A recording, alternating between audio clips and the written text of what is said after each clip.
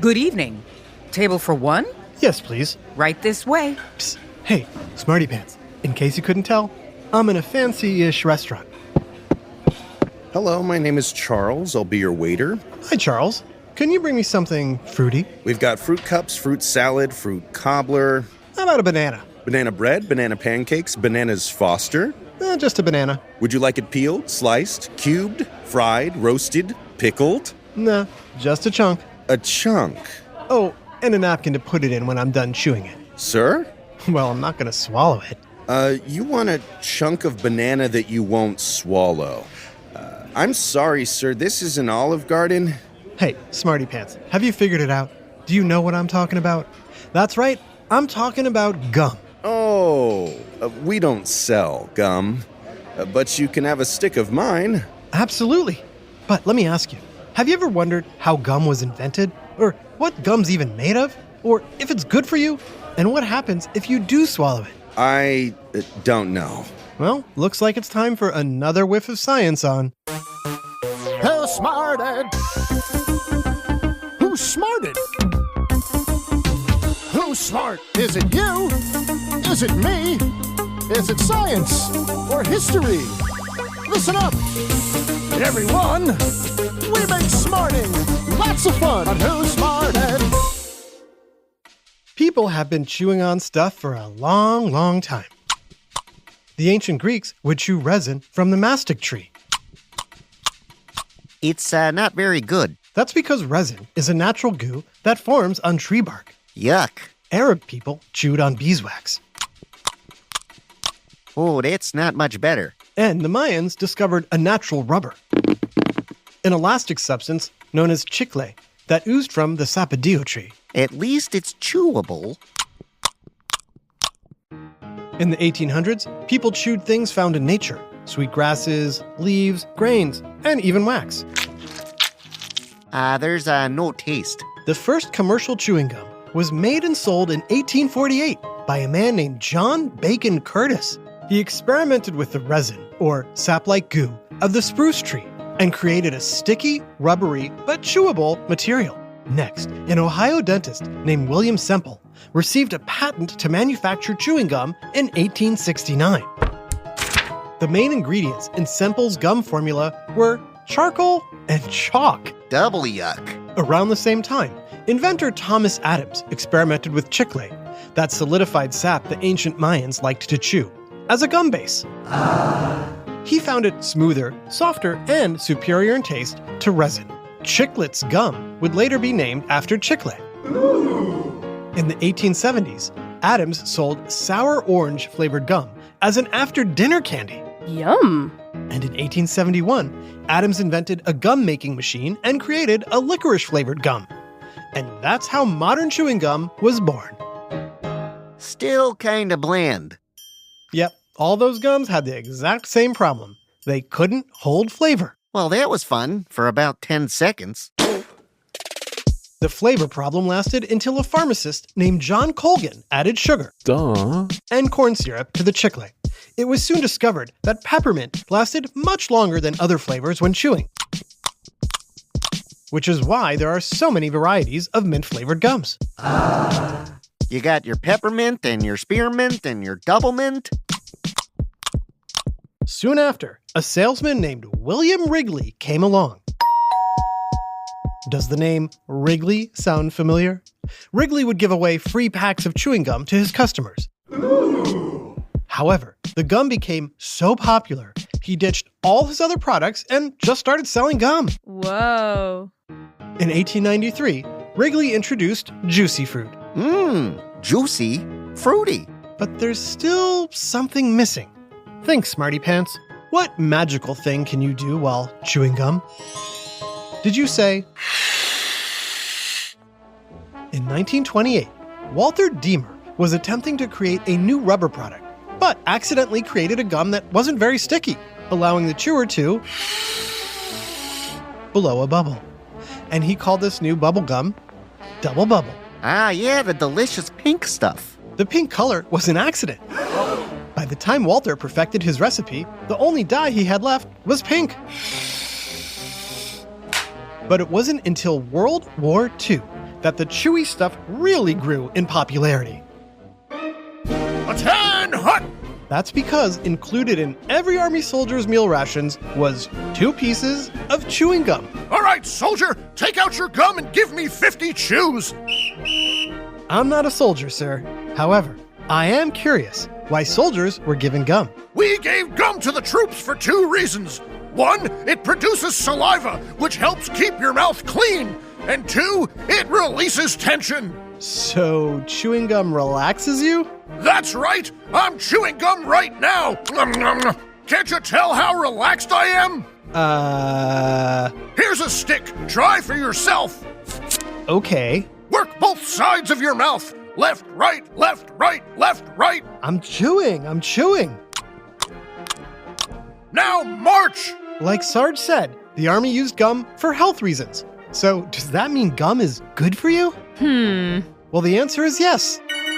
And no.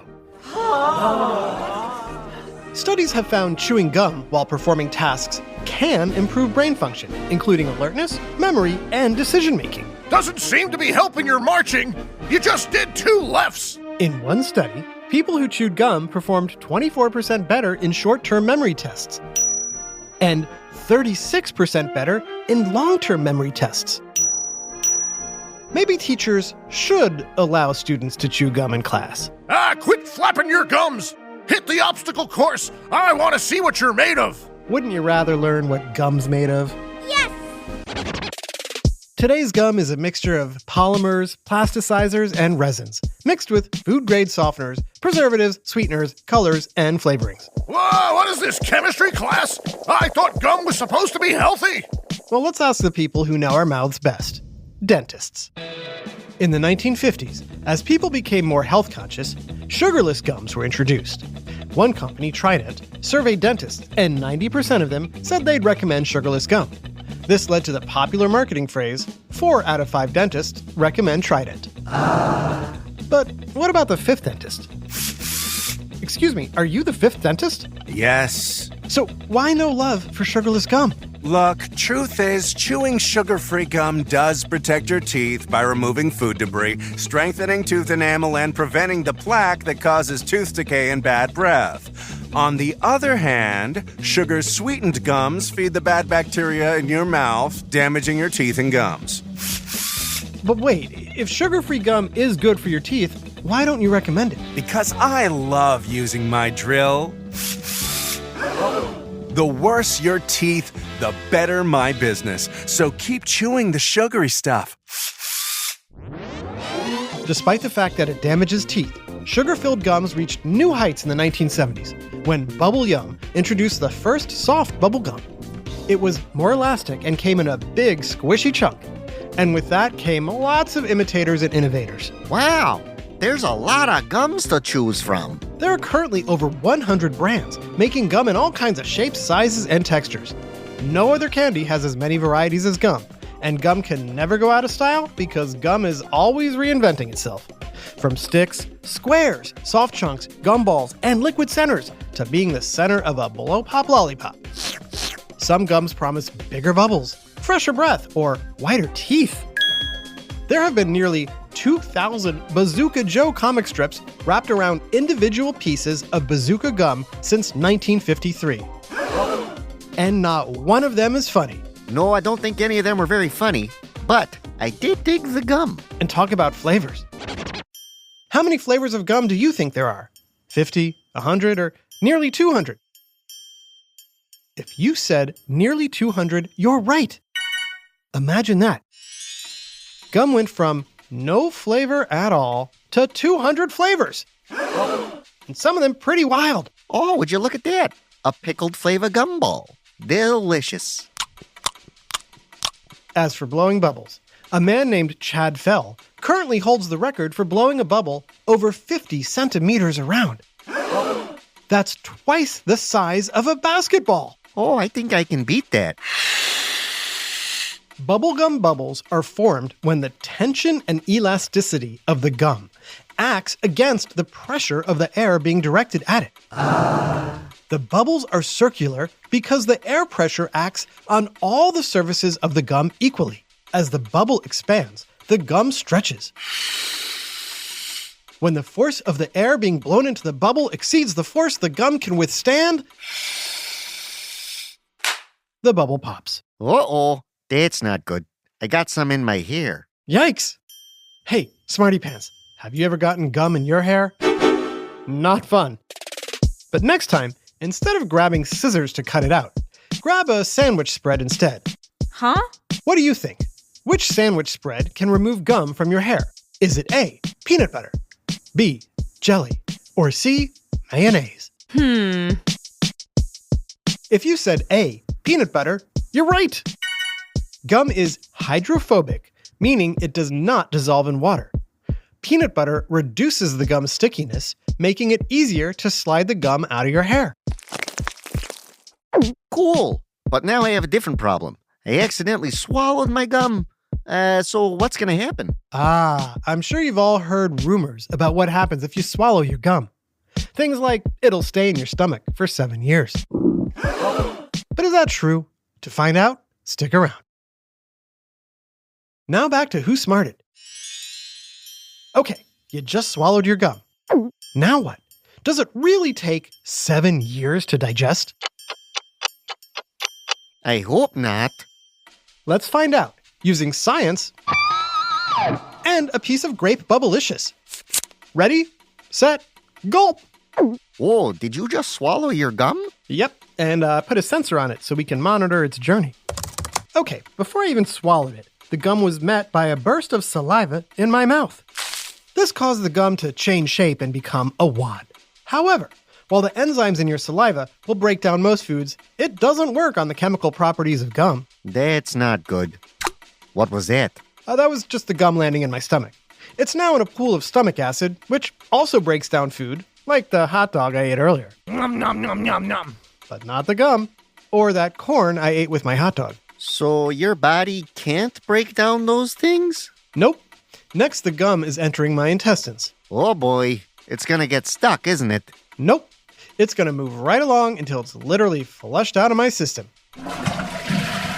So the gum won't stay inside me for 7 years? Nope. If you swallow your gum, it'll safely pass right through you. So chew away, my friends, worry-free.